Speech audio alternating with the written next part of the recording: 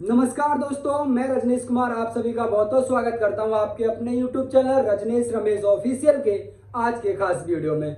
जैसा कि भाइयों हम एक सीरीज में काम कर रहे हैं उत्तर प्रदेश की 10 विधानसभा सीटें जिन पर उपचुनाव होना है उन पर हम बात कर रहे हैं। उनमें हम 2 सीटों पर बात कर चुके हैं, आज तीसरी सीट पर बात करने वाले हैं।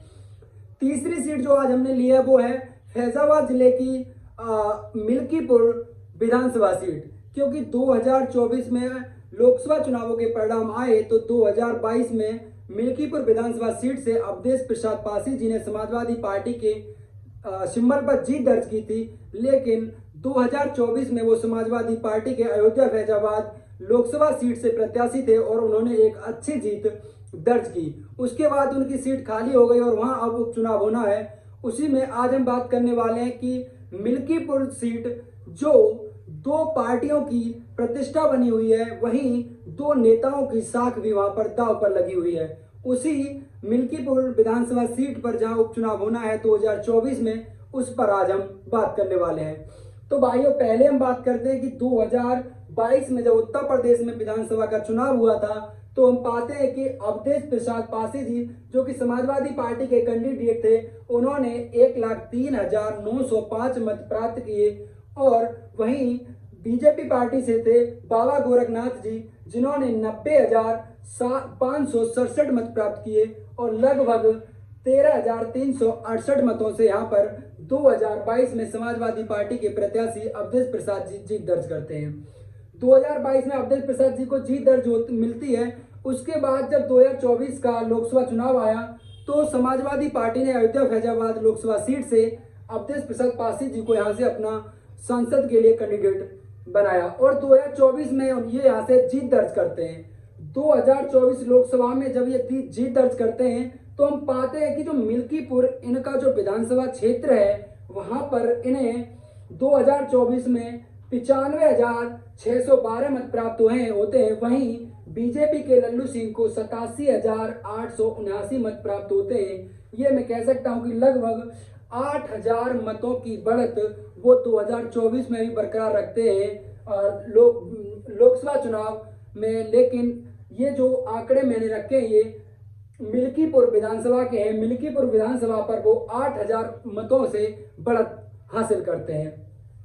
अब एक तरीके से कह सकते हैं हम कि 2022 में जहां अवधेश प्रसाद जी ने जीत दर्ज की, वहीं 2024 में अयोध्या फैजाबाद से वो सांसद बने, लेकिन एक बार पुनः उन्होंने अपनी विधानसभा सीट मिल्कीपुर 8,000 मतों से जीत ली है, या ये कहें कि 8,000 मतों से वो यहाँ से बढ़त लेके गए और उन्होंने एक अच्छी खासी जीत दर्ज की। और अयोध्या फैजाबाद लोकसभा सीट में समाजवादी पार्टी की पहली बार सांसद चुने गए हैं अवधेश प्रसाद पासी, यानी उन्होंने अयोध्या फैजाबाद सीट पर समाजवादी पार्टी की पहली बार साइकिल को जीत दर्ज दिलवाई है। यहाँ इससे पहले समाजवादी पार्टी का कोई भी सांसद जीत नहीं पाया था। अब बात करें जो यहाँ का जातीय समीकरण है तो हम पाते हैं कि मिल्कीपुर सीट जो है वो एससी समुदाय के लिए सुरक्षित सीट है।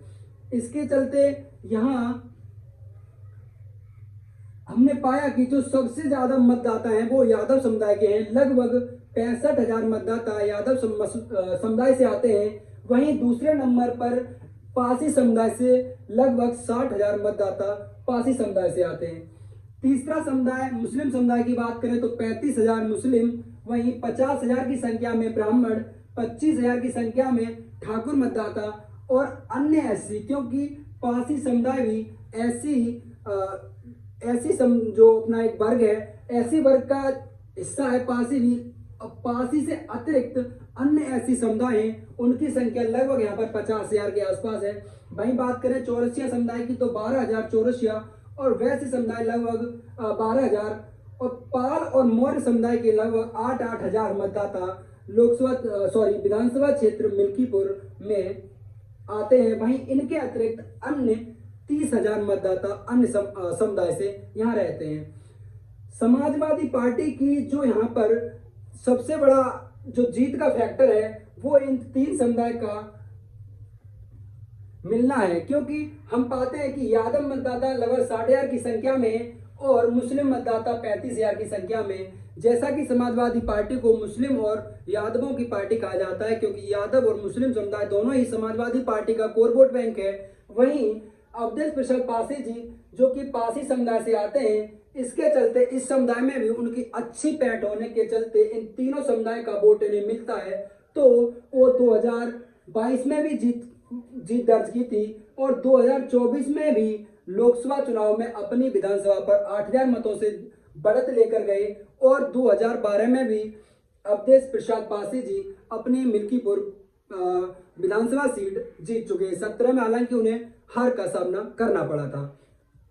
भाई बात करूं कि ये सीट जो अयोध्या लोकसभा सीट, जो अयोध्या फैजाबाद की लोकसभा सीट पर जब बीजेपी की हार हुई, उसके बाद ये सीट बहुत ही हाई प्रोफाइल सीट बनी हुई है, क्योंकि इस सीट पर सबकी निगाहें हैं, क्योंकि यहाँ दो पार्टियों की प्रतिष्ठा दांव पर है और वो दो पार्टी है समाजवादी पार्टी और भारतीय जनता पार्टी।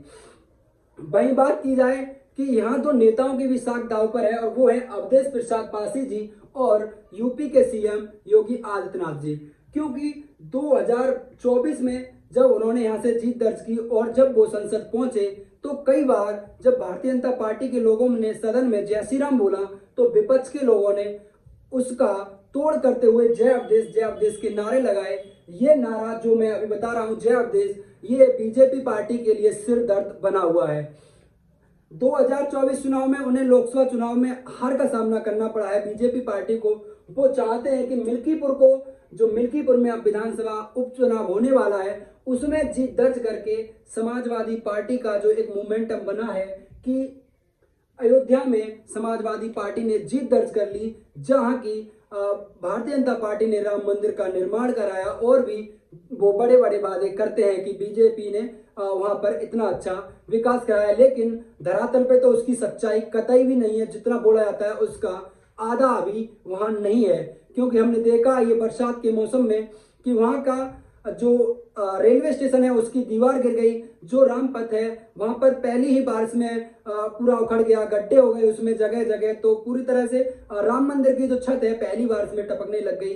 तो ये जो उनका जो वादा था वो तो उनका एकदम हवाई हो गया है, लेकिन उसका भी सबसे बड़ा जो उन्होंने जो एक मोमेंटम बना के रखा था कि राम को लाए, वो उस पर ब्रेक लाया अवधेश प्रसाद पासी जी ने अयोध्या में समाजवादी पार्टी की जीत दर्ज करा के। तो उस सब का अभी ये हिसाब होना है मिल्कीपुर विधानसभा उपचुनाव में। यहां से यदि समाजवादी पार्टी एक बार फिर 2024 में उपचुनाव जीत दर्ज करती है तो बीजेपी पार्टी को एक बहुत ही निराशाजनक मैसेज जाएगा उनके कार्यकर्ताओं में, उनके नेताओं में।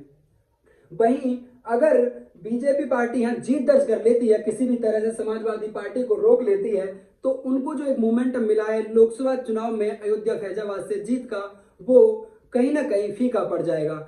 तो जीत का जो आसार है वो इस समीकरण को देखते हुए और जो अभी मौजूदा समय की जो हवा है उसको अगर परखें तो हम पाते हैं कि मिल्कीपुर विधानसभा जो सीट है उस पर उपचुनाव में समाजवादी पार्टी अच्छी बढ़त में है, लेकिन ओवर कॉन्फिडेंस तो किसी भी पार्टी का हो वो कभी कभी नुकसान भी कर देता है। लेकिन सच्चाई ये है कि समाजवादी पार्टी अभी यहाँ पर अच्छी खासी बढ़त में है।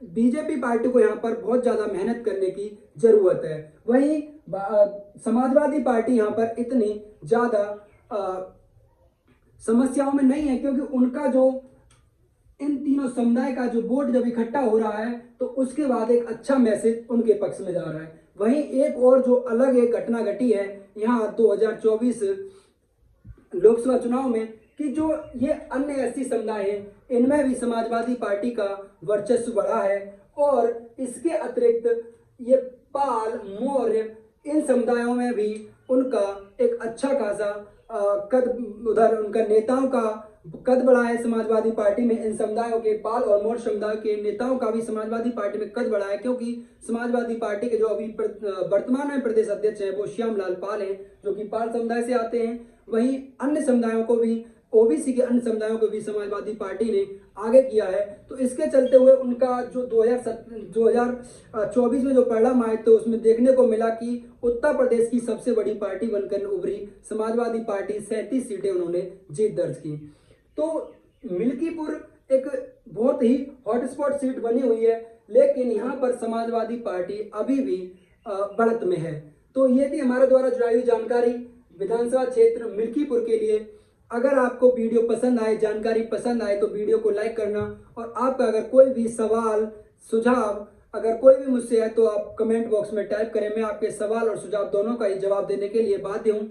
वहीं अगर आप हमारे YouTube चैनल पर पहली बार आए हैं, पहली बार वीडियो देख रहे हैं, तो इसी तरह से अन्य विधानसभा क्षेत्रों की वीडियो के माध्यम से जानकारी प्राप्त करने के लिए हमारे चैनल को सब्सक्राइब करके बेल आइकन ऑन कर लें, जिससे कि आगे आने वाली वीडियो आप तक सबसे पहले पहुंचे। तो मिलते हैं इसी तरह की जानकारियों के साथ अगले वीडियो में। तब तक के लिए जय हिंद, जय भारत।